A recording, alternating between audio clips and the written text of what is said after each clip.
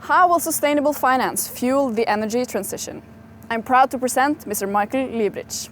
He is the founder of Bloomberg Energy Finance and now runs Liebreich Associates. He's a leading global expert on clean energy and transportation, climate finance and sustainable development. Stay tuned to hear him present his thoughts on how the rapid changes arising from the energy transition and its major effects on the financial markets.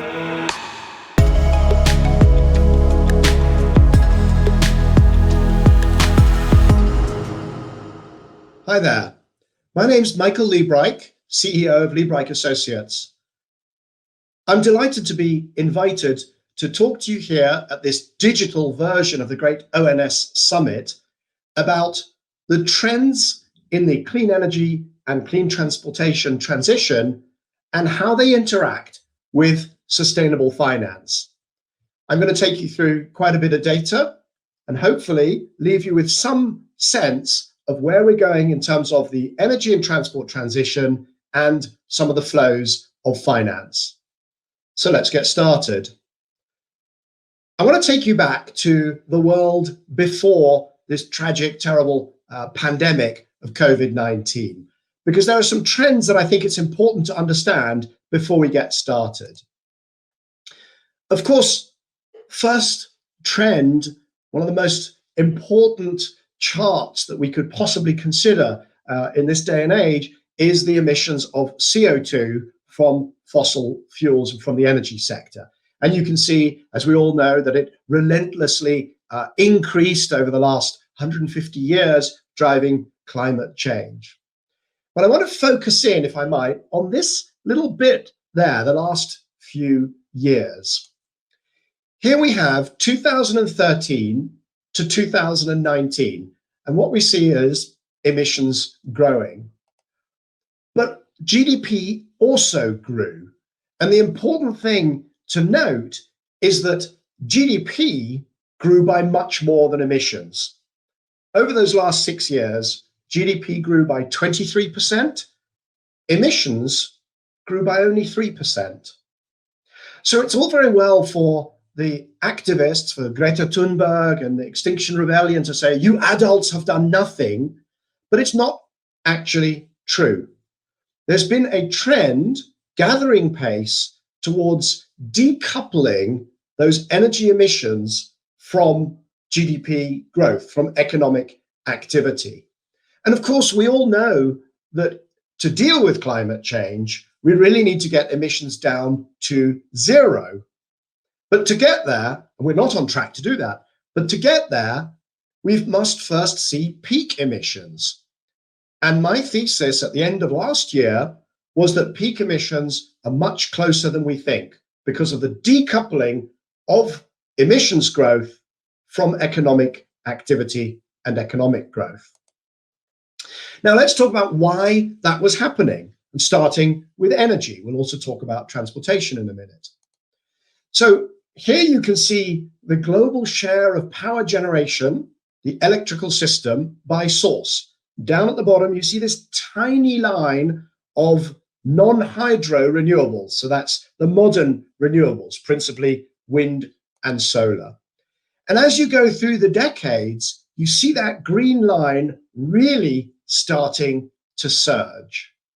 Now, of course, there's also been switching from coal to natural gas. There's also been energy efficiency. But the one that is gathering pace most impressively is that green line, the switch to clean energy sources, driven by cost drops. You can see there, 2011, less than a decade ago, renewable energy, uneconomic.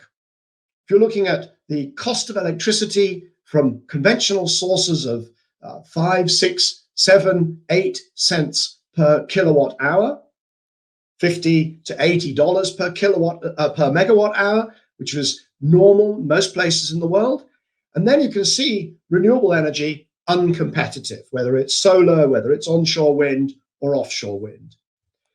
If we look at the world record, so the best projects anywhere in the world from these technologies today, then you see something completely different. That project in Qatar In solar, 1 cent 57, $15.7 per megawatt hour. That is the cheapest form of electricity ever generated from any technology anywhere in the world in the history of the planet. So we've got to the point where we're not talking about grid competitiveness for clean energy. We're now talking about potentially costs much, much lower than conventional. Where are we now? Well, if you look at about 2/3 of the global population, they live in countries or regions where some form of renewable electricity is the cheapest form of available power. You need a grid that can cope with the intermittency. So we can't go to 100% renewable energy quickly, but as we'll see, we can certainly go far beyond the 11% of electricity which is renewable today. The big loser from all of this has been coal. We hear a lot about IPCC scenarios where coal use could go up by factors of 5 and 7 and 10, and those drive most of the news flow about climate catastrophe and disaster. That's not what's happening. What's happening is that coal use peaked for electricity generation, thermal coal peaked in 2012 and has been flat since then. The poster child is the UK, where we've seen coal use drop back to levels that have not been seen since early in the 19th century. This is the cradle of the Industrial Revolution, which is now largely ex-coal. But it's not just the UK. This is the US, where we've seen peak coal in 2007. And of course, President Trump said that he was going to end the war on coal, but it's the fundamental economics of coal which do not work anymore in the United States. There's been a 70% drop in the use of coal since the peak. Around the world, we see the capacity factor for coal plants dropping. And although it's fashionable to talk about all the new coal capacity being built around the world, the fact is that that new build is being offset increasingly by retirements. And in fact, the first half of this year, we saw more coal capacity retired than added for the first time in many, many decades, even centuries. Now, there you see the final investment decisions for coal-fired power stations plummeting, as we've seen. But does that mean that people are dashing to gas? We heard that this was going to be the age of gas because of unconventional gas supplies. Well, those are the final investment decisions for gas. And they are more resilient than coal, but also dropping. How can that be? We all know that the LNG markets have been growing, that there are projects in the pipeline, they will continue to grow. And in fact, there's potentially an enormous overhang of available LNG in the gas markets. And sure enough, we see gas increasing its market share, penetrating the energy sector in Asia. But it's not really happening on a global basis at the sorts of speeds that were expected just a few years ago. We've already seen that wind and solar are cheaper for just bulk electricity than anything else in 2/3 of the world. But what about intermittency? How do you deal with that?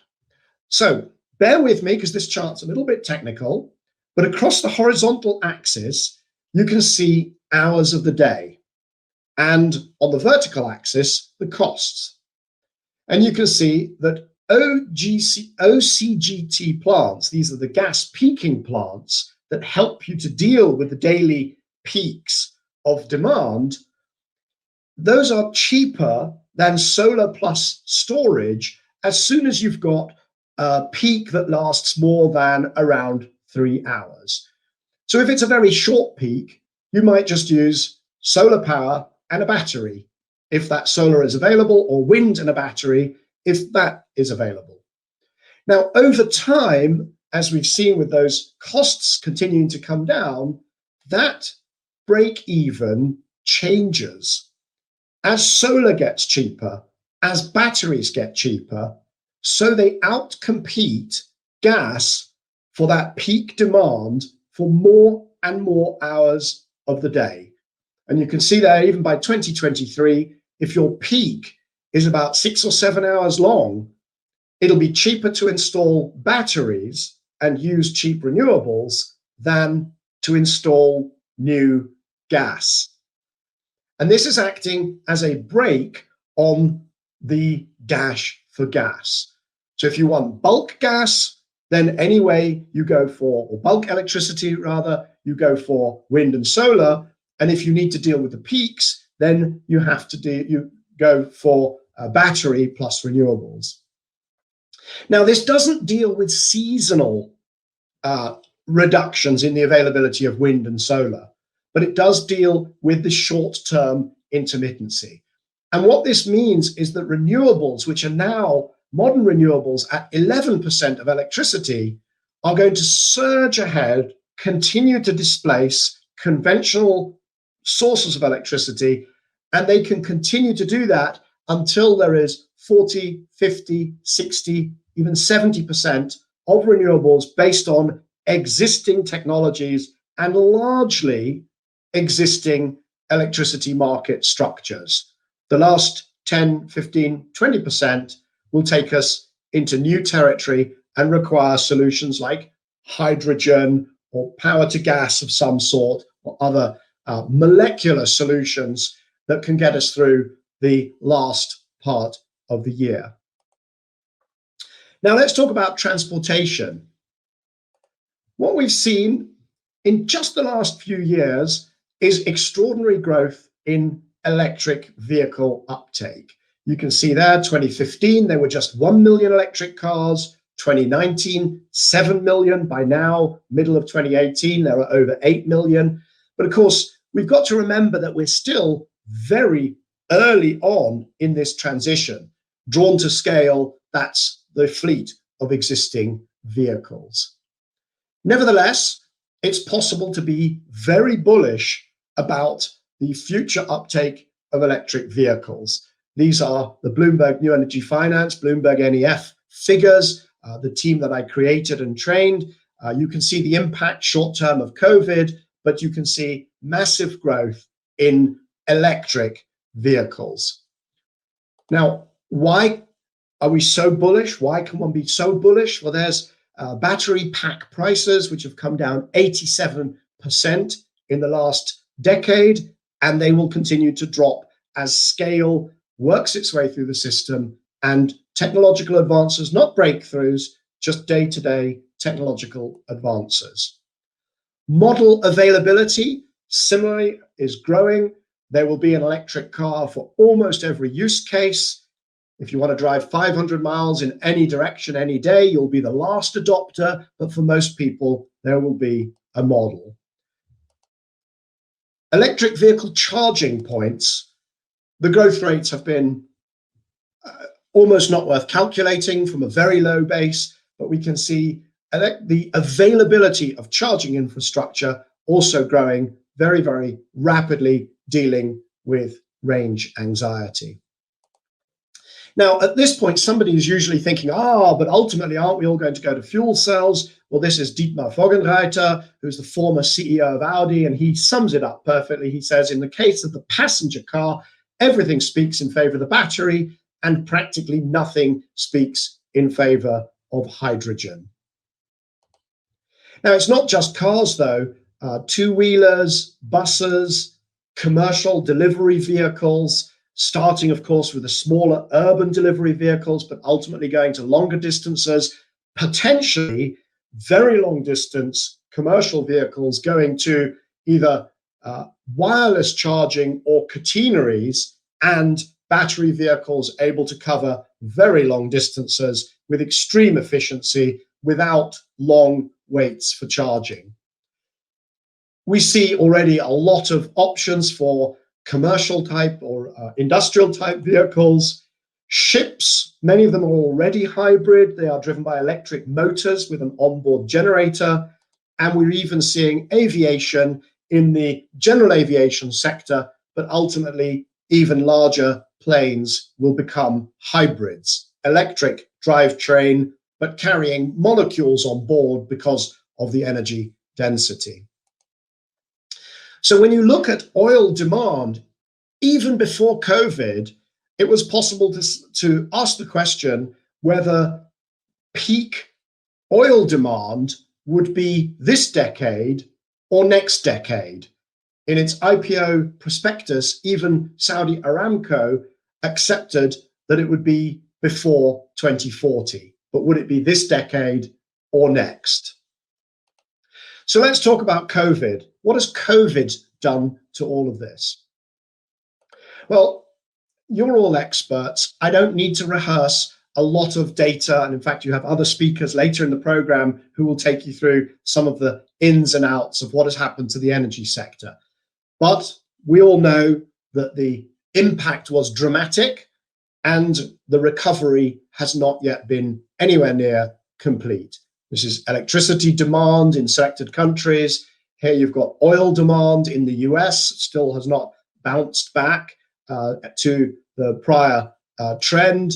Flights, these are European flights, we're still 40% down in terms of flight numbers. Of course, passenger numbers down far, far further. And the real question is, what is going to happen, not just in the next year or two, but how many of these new behaviors, online presentation like this, remote working, remote medicine, changes in tourism, changes in business travel, how much of that will be sticky? We already know that in the cities, active travel has had a huge boost, walking and cycling, and public transport has really suffered because people are concerned about ongoing infection risk in trains and buses. Power generation too is going to see stickiness because renewable power produced with zero marginal cost has forced out fossil fuels which still have their fuel costs. And so we've seen accelerated retirements as a result of renewables preferentially absorbing what electricity demand there has been during this crisis. Let's sum it up by looking back at where I started, the CO2 emissions scenarios. There you can see the growth, just focusing in on the last few decades, with the 2013 to 19 period where there was very little growth in emissions.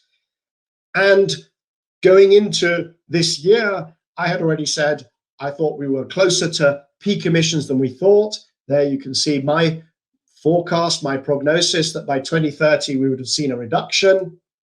That is what has happened, what is expected by year end by the IEA to have happened to emissions. And the question is, are we going to bounce back further and faster into new territory for emissions with a brown stimulus package to promote fossil fueled economic activity? Or will we be taking advantage of the tragedy of the pandemic to promote clean energy alternatives, as you see there, to lock in 2019 as the peak of emissions that we've ever seen? Well, I think there's a good chance that it's somewhere between the two, not a green bounce back and stimulus. There's money flowing into all sorts of sectors that are not purely net zero or low carbon. But nevertheless, I think there's a very good chance that the loss of economic activity and the acceleration of various sticky behaviors means that 2019 could be the peak of emissions that we ever see.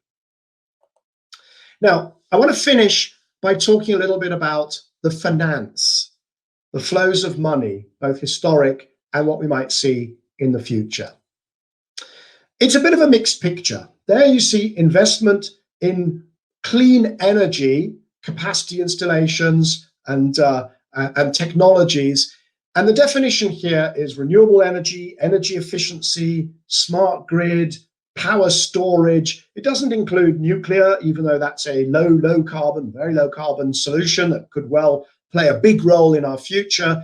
It also doesn't include natural gas, even though we're going to use quite a bit of that for the next few decades to balance intermittency. Now, the good news is that it grew from 2004, when I started what's now Bloomberg NEF, started tracking this, but it has largely stagnated at about $360 billion per year for nearly a decade. To put it in perspective, there's about $2 trillion invested in the energy sector globally every year. That's the totality: upstream oil and gas, midstream, downstream, power generation, the whole lot. And so clean solutions at about 360 billion make up about $1 in 6. Now, to this, you have to add investment in the electrical grid, which about doubles that figure. So between electricity and clean energy, about $1 in 3 is now flowing into low carbon energy solutions. It will not get us to the Paris Agreement targets.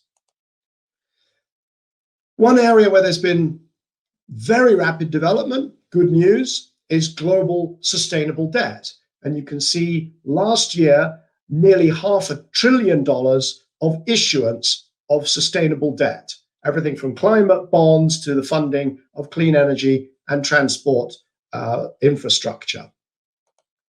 There's been an enormous growth in interest in commitment to sustainable finance. Had it not been for the pandemic, then this year would have been the year of sustainable finance, without question.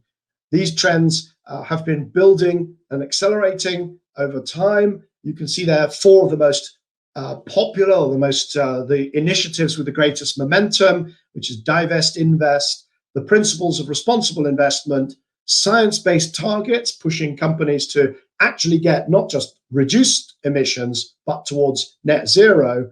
And then the Task Force for Climate-Related Disclosures, which is all about disclosing and reporting your climate exposure within financial portfolios. It's having an impact. Here you see the emissions targets for European oil and gas producers. It's become a competition almost to make the most dramatic statements about being on track for some sort of net zero economy by 2050. None of this would have happened had investors not placed pressure on these companies to question whether they could keep holding them in their portfolios if they continued business as usual. Now, clearly, this is Europe. The US, whether the US follows or not, will, to a reasonably large extent, hinge on the results of the election in November. But the mood music coming out of Asia is that these trends towards clean finance and pressure on corporates to reduce their emissions is accelerating. There's a lot going on. It's almost too difficult to follow the myriad of initiatives around sustainable finance. But whether you are a corporate or in the financial sector, it could be a bank, you could be an asset owner, you could be an asset investor, the insurance sector, the central banks. Everybody is trying to work out how to measure, report, and change their portfolios to get them in line with a lower carbon future. It's very far from trivial. It's very difficult to, even the analytical frameworks are complex. And so you see this plethora of different approaches, methodologies, indices, and so on. But it is quite definitely the direction of travel. I'd like to thank you for your time and attention. I hope you have a good conference. Many of the topics I've raised, I know, will be covered in great depth and with great insight by the other speakers. I wish you a good conference.